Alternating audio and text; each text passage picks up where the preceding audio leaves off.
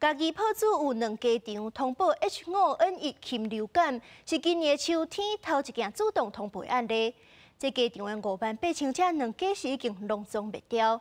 这秋冬季节是咧禽流感上界严重的时期，防检局就提醒业者防疫一定要做好势。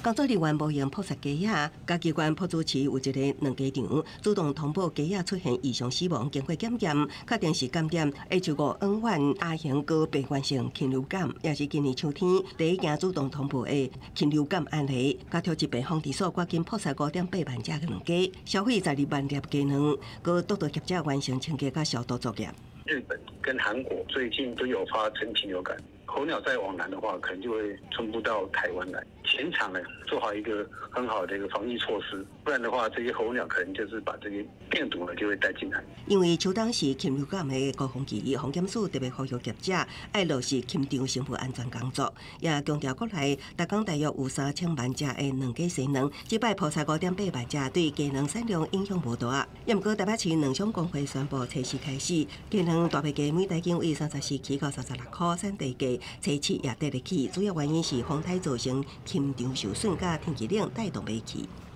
台湾那个云林那边养鸡户都有一点损失菜价又贵，比较冷但比较好卖这个禽流感的话，就影响到产蛋很可怕加上即摆调整，2家连2礼拜起价，传出2家场有禽流感案例，令天来烦恼。那感染扩大可能会冲击鸡卵的产量，造成2家波动起价。也毋过目前也要继续观察市场的情况。记者综合报道。